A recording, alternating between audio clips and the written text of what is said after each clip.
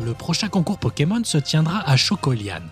Aurore souhaiterait y participer avec Cochignon, mais ce dernier n'obéit plus du tout à sa dresseuse. Plus tard, Cochignon évolue en Mamochon, qui reste toujours incontrôlable. De retour à l'arène de Joliberge, Sacha est impatient de combattre le champion pour un nouveau badge.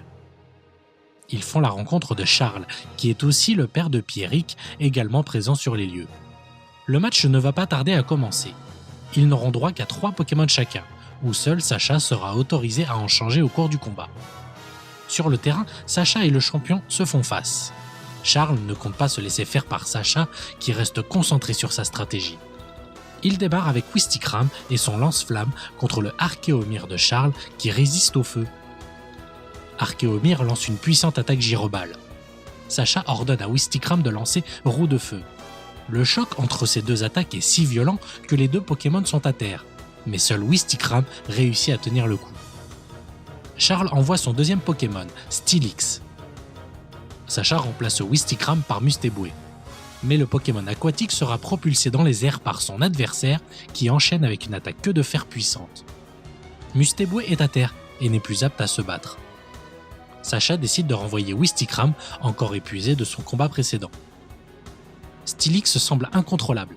Ses coups sont d'une rare intensité. Mais Wistikram et sa roue de feu réussissent à frapper de plein fouet son adversaire et à le mettre KO. Pour son dernier Pokémon, Charles envoie le massif Bastiodon. Grâce à son énorme défense et à son attaque, il réussit à vaincre Wistikram totalement épuisé. Le champion et Sacha sont à égalité. Il ne compte plus que sur Scorvol pour vaincre Bastiodon. Scorvol attrape Bastiodon par derrière et enchaîne avec l'attaque Croc de Feu. Bastiodon subit des dégâts, mais réussit à se débarrasser de Scorvol. Il réplique avec Luminocanon. Et Scorvol lui fait un croche-patte et évite l'attaque. Les 2 Pokémon sont à bout de force. La prochaine attaque sera décisive. Et pourtant, les 2 adversaires réussissent à enchaîner encore plusieurs attaques jusqu'à ce que l'un des 2 tombe à terre. Et c'est finalement Bastiodon qui perd le combat. La victoire est pour Sacha, et après ce match extraordinaire, Charles lui offre son 6e badge d'arène, le badge mine. Sur le point de prendre la route pour Chocolian, en direction de Frimapic, nos héros apprennent que les Pokémon de l'île de Fer sont en danger et que Barry s'y trouve également. Une fois sur place, ils font la rencontre de Armand et se retrouvent confrontés à la Team Galaxy. Cette dernière a découvert les ruines de fer. Grâce à elle et à une machine utilisant l'énergie des météorites qu'ils ont volées à Voilarok, ils tentent de trouver la lance ultime, une relique qui permettrait d'invoquer Dialga et Palkia. Toute cette agitation est la cause des douleurs des Pokémon acier de l'île. Heureusement, Armand et nos amis parviennent à détruire la machine de la Team Galaxy et à contrecarrer leur plan. Mais avant de s'enfuir, ils réussissent à récupérer suffisamment de données pour repérer la lance ultime qui se trouverait quelque part sur le mont Coronet. Barry et les Pokémon de l'île de Fer sont sains et saufs. De retour à Joliberge, Barry salue Sacha et ses amis qui partent en direction de Frimapic, en se promettant de se revoir à la Ligue de Sinnoh. Arrivée à Chocolian, Aurore rencontre Ursula, une jeune coordinatrice qui a elle aussi participé à la Coupe de Marque, mais qui a été éliminée dès le premier tour. Ursula compte participer au concours de Chocolian et compte bien battre Aurore pour se venger. Le concours Pokémon démarre. Aurore et Ursula comptent remporter le ruban offert aux vainqueurs. Elles se hisseront toutes les 2 en finale et s'affrontent pour la victoire. Encore une fois, c'est Aurore qui remporte le concours et son 4e ruban. Nos amis reprennent la route en direction de Frimapic, mais d'abord, ils s'arrêtent à Bourrasquia, où un concours de Pokévolano va débuter. Bien entendu, Sacha compte y participer, ainsi que James. Tout comme à Bourrasqueville dans la région de Hoenn, le vainqueur sera nommé citoyen d'honneur. Avec Étourvol, Sacha se hisse jusqu'en finale, contrairement à James qui se fait éliminer. De plus, Sacha découvre que Paul est également présent et s'est lui aussi qualifié pour la finale. Sacha et Étourvol affrontent Paul et son corps boss. De plus, Étourvol évolue en Étouraptor. Aucun des 2 ne se laisse dominer par l'autre. Et en utilisant la même technique qu'avec Eledel à Bourrasqueville, Sacha gagne le tournoi face à Paul et devient le citoyen d'honneur de Bourrasquia. En passant par une forêt pour rejoindre Frimapic, Aurore et son Mamochon se font attaquer par un Galiking. Mamochon n'est pas en grande forme, mais sa dresseuse est là pour prendre soin de lui grâce aux bons conseils de Pierre. Le lendemain, Galley-King attaque encore une fois, mais Mamochon se sent mieux et obéit même à Aurore. Ensemble, ils réussissent à se débarrasser de Galley-King. Après cette épreuve, nos amis se reposent au centre Pokémon de Scrutelaria. Sur place, ils retrouvent Barry et Kenny, qui sont devenus de bons amis. Barry est ici pour s'inscrire au tournoi de ping-pong Pokémon et Kenny, lui, est là pour le concours, tout comme Aurore. Si elle gagne le concours, elle remportera son dernier ruban et sa qualification pour le grand festival. Mais pour le moment, Tiplouf ne se sent pas bien. Il est sur le point de devenir un Primplouf, mais il utilise ses forces pour stopper son évolution. La fermière Joël lui offre une pierre stase pour l'empêcher d'évoluer. Le lendemain, Barry et Sacha s'entraînent pour le tournoi de ping-pong et Aurore et Kenny sont prêts pour le concours. Le spectacle va commencer. Aurore, Kenny et Jessie sont prêts à entrer en scène. Jessie se lance pour la première manche avec Mime Junior. Grâce à son attaque danse folle, toute la foule et le jury sont pris par la danse. C'est au tour de Kenny et son match Hopper. Il montre au public toute la force de son Pokémon, ce qui impressionne le jury. La prochaine concurrente est Aurore et Capidextre. Et eux aussi font une grande impression au jury. Les 8 candidats qualifiés sont affichés. Voici l'épreuve des matchs. Aurore parvient à éliminer Jessie et se retrouve en finale contre Kenny. Mais Kenny et son Primplouf enverront Capidextre au tapis, largement avant la fin du temps réglementaire. Kenny reçoit donc son 4e ruban et rattrape le palmarès d'Aurore. Le lendemain, Sacha et Barry sont prêts à participer au tournoi de ping-pong Pokémon. Et avec Aurore, ils partent s'inscrire pour la compétition. Le tournoi a commencé.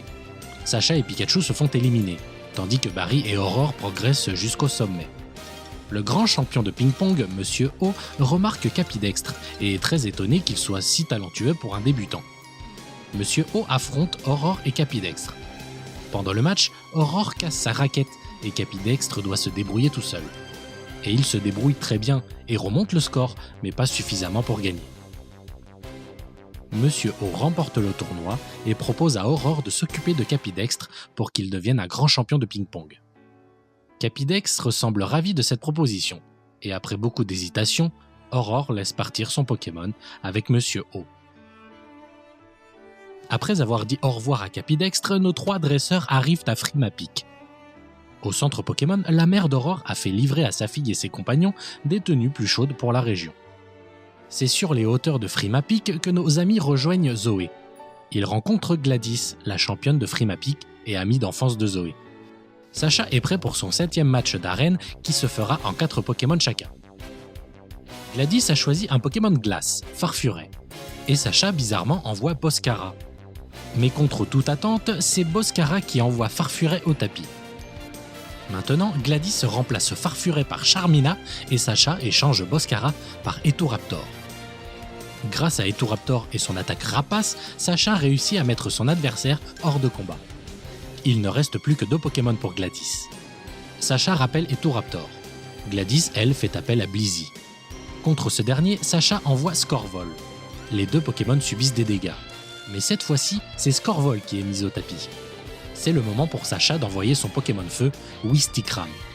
En essayant d'attaquer Wistikram par surprise, c'est Wistikram et son attaque Lance-Flamme qui réussissent à l'emporter face à Blizzy.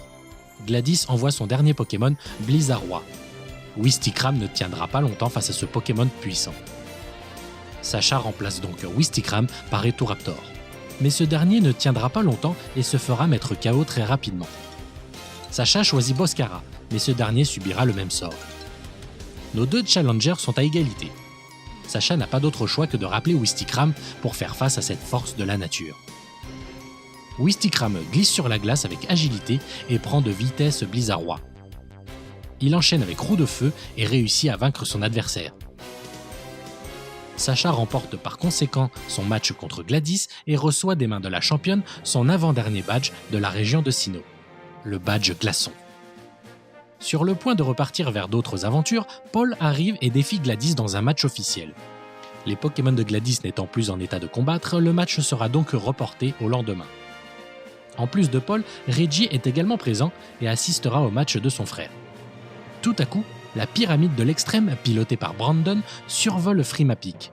Tous ensemble, ils se dirigent sur le terrain où le champion s'est posé. Brandon est venu faire des recherches au temple de Frimapic sur des civilisations anciennes.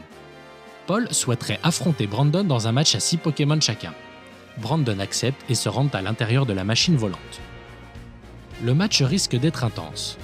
Par le passé, Reggie s'est confronté à Brandon et a subi une lourde défaite sous les yeux de son petit frère. La force de vaincre de Paul s'est déclenchée ce jour-là. Contre le Regirock de Brandon, les Pokémon de Paul ne font pas le poids. Après une attaque ultra laser de Regirock, Brandon le remplace par Registeel. Et après avoir battu Nidoking, Brandon envoie Regice et bat par la suite Galegon. Quelques minutes plus tard, c'est une défaite cuisante pour Paul. Reggie souhaiterait voir s'affronter Sacha et Paul. Il leur propose de se donner rendez-vous dans 10 jours au lac Savoir pour un match Pokémon. Les deux rivaux acceptent. Soudain, Brandon est alerté d'un problème au temple de Frimapic. Tous à bord de la pyramide de l'extrême, ils se rendent au temple où un groupe mené par Jay sont ici pour voler Regigigas, le colosse légendaire. En détruisant les 3 piliers qui protègent Regigigas, ce dernier se réveille. Totalement incontrôlable, Regigigas détruit tout sur son passage et s'approche dangereusement de Frimapic.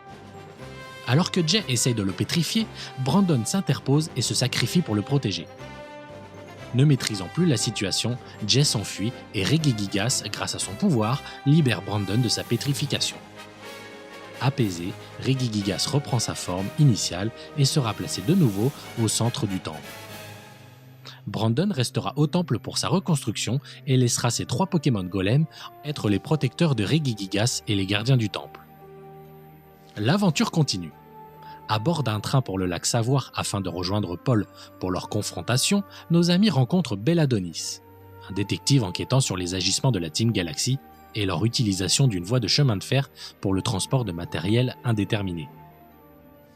Les voici enfin au lac Savoir. Sacha et ses amis rejoignent Paul et Reggie. Ils vont pouvoir s'affronter dans un match jusqu'à ce que l'un des 2 dresseurs n'ait plus de Pokémon aptes à se battre.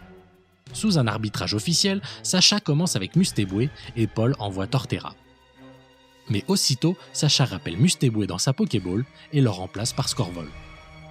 Attitude inhabituelle pour notre héros. Scorvol lance un aveuglant jet de sable.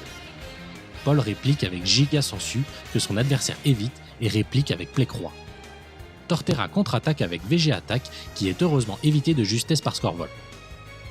Torterra ne pouvant plus bouger après avoir lancé sa capacité, Scorvol en profite pour lancer Croc de Feu. Mais Torterra attrape Scorvol et l'affaiblit en aspirant son énergie avec Giga Sensu. Scorvol réussit à se libérer, mais il est épuisé, tout comme Torterra. Pour que son Pokémon se repose, Sacha remplace Scorvol par Etoraptor qui lance l'attaque Rapace. Mais Torterra lance Lame de Roc et envoie Etoraptor à terre. Paul rappelle Torterra et le remplace par Dimoré. Etoraptor continue le combat malgré le désavantage du type vol. Les 2 Pokémon se lancent de coups puissants. Mais c'est finalement Dimoré qui sera le premier Pokémon de Paul à être mis KO. Sacha par la suite se verra perdre plusieurs Pokémon durant le match. Après un long affrontement et des changements de Pokémon des 2 côtés, il ne reste plus qu'un seul Pokémon pour Sacha, contre 5 pour Paul. Seulement tous les Pokémon de Paul sont épuisés. Sacha compte sur Wistikram pour gagner le match. Il réussit à vaincre Ursaring, ce qui lui permet en plus d'évoluer en Chimpanfeu. Avec sa nouvelle force, Chimpanfeu fonce droit sur Electek avec MacPunch. Mais au terme de cette confrontation, c'est Chimpanfeu qui s'écroule, faisant de Paul le grand vainqueur de cette rencontre. C'était un match incroyable que Paul semble avoir apprécié pour une fois. Mais pour Sacha, la défaite est dure à vivre. La méthode de dressage de Paul ne peut pas lui être bénéfique. Son ego en a pris un coup. Tous ces Pokémon se refont une santé entre les mains de la fermière Joël du centre Pokémon du lac Savoir. Sacha s'en veut et a besoin d'être seul pour méditer sur sa défaite. Pendant que ses Pokémon se reposent, Pierre part chercher des baies cerises pour aider l'infirmière Joël. Et c'est au bord du lac que lui aussi aperçoit l'esprit d'un Pokémon légendaire. Plus tard, Sacha retrouve le moral et s'entraînera dur pour prendre sa revanche contre Paul. Nos amis ont repris la route. Ils se dirigent vers Nénuphar-Ville où Aurore pourra essayer de gagner son dernier ruban. En se promenant sur les flancs du mont Couronné, nos héros tombent dans les entrailles de la montagne.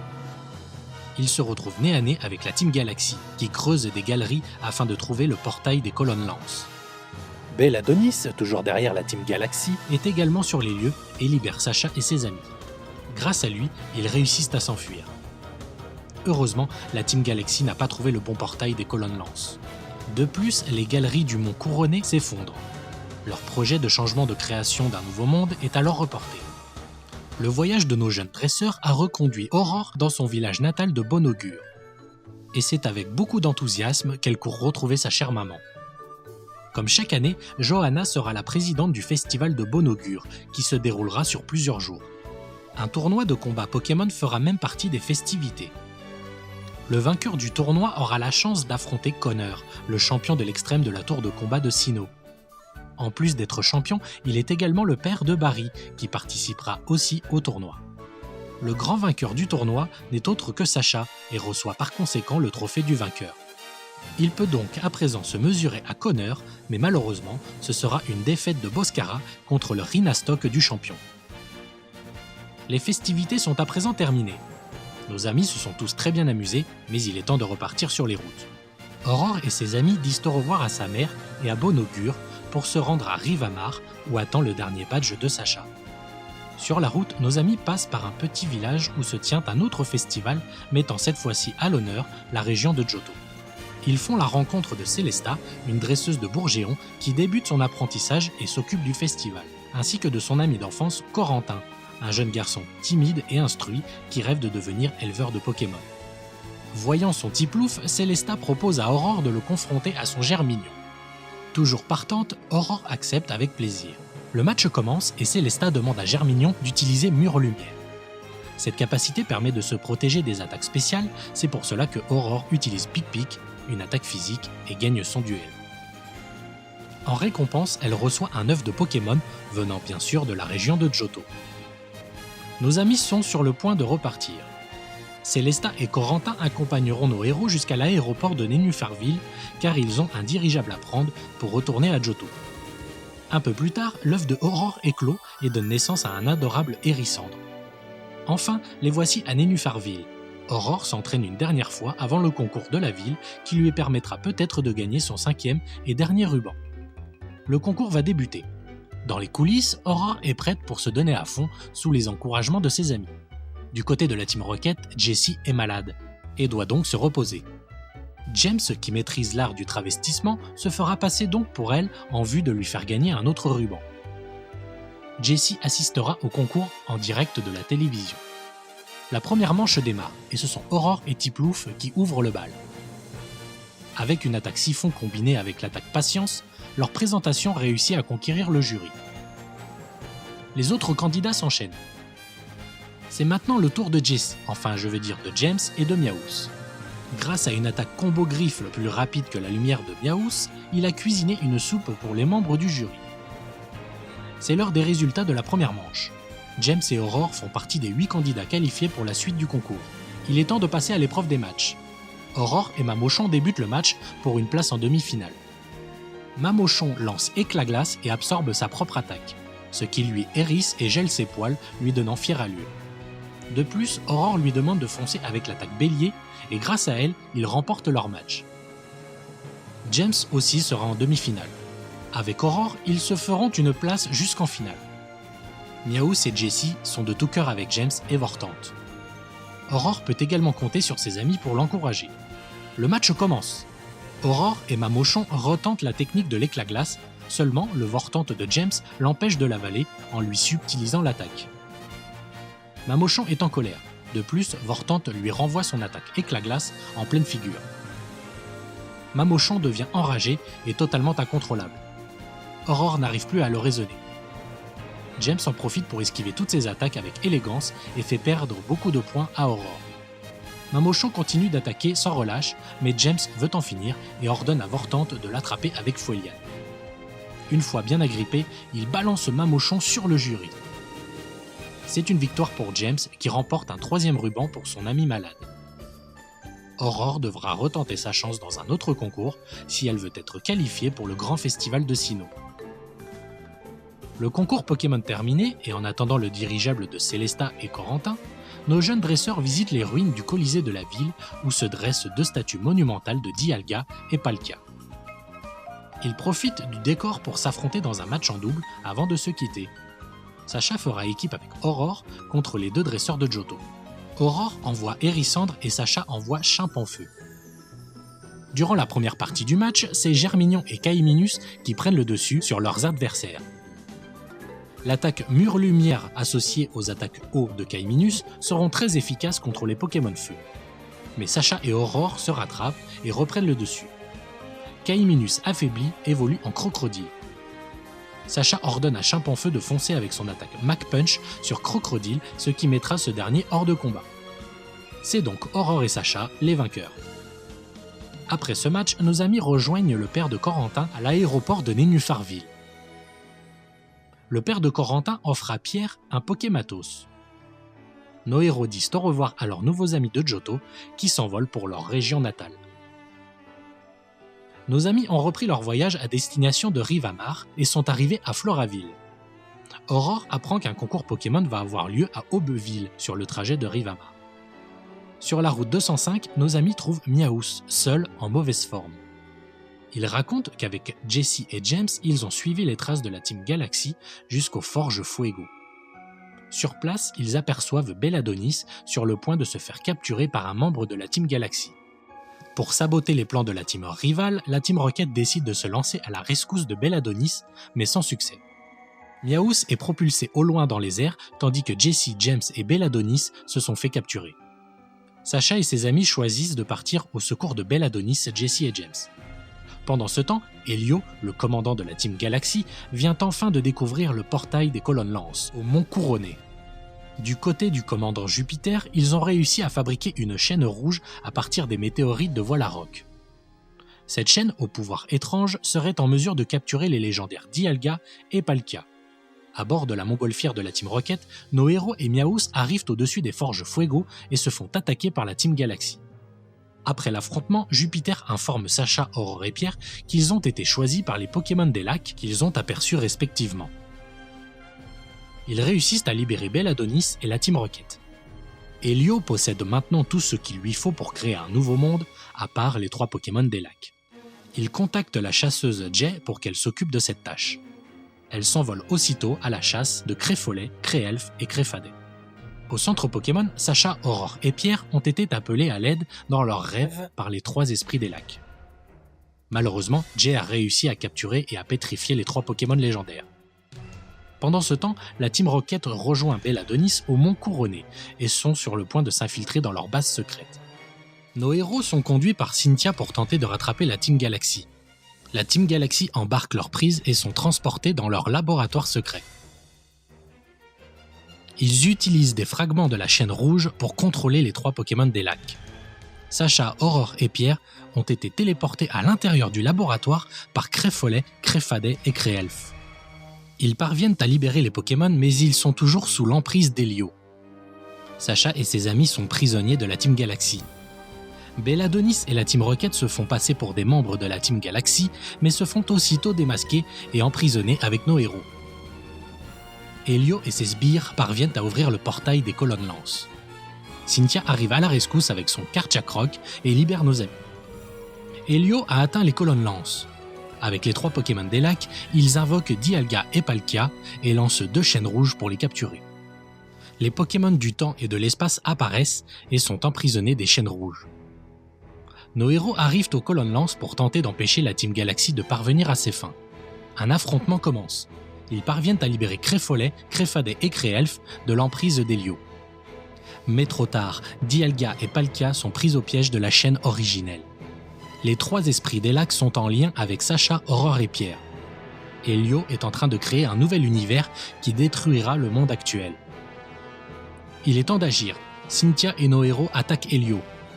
Mais Dialga et Palkia répliquent avec une puissante attaque heureusement contrée par les 3 esprits. Et ensemble, ils réussissent à détruire les chaînes originelles.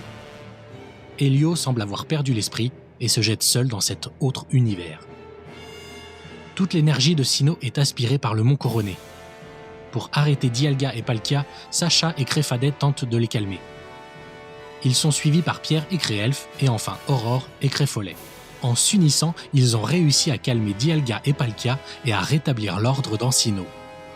Après avoir remercié nos 3 héros, les esprits des lacs peuvent enfin repartir en paix. La Team Galaxy est dissoute et les 2 orbes sont récupérés. Mais qu'est-il advenu de Helio?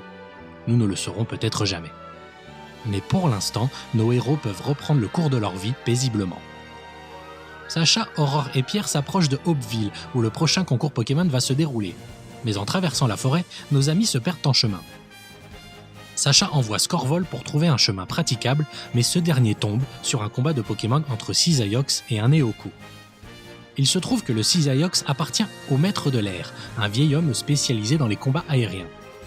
Pour s'entraîner, Sacha décide de le combattre avec Scorvol. Mais malheureusement, Sacha et Scorvol perdent le match.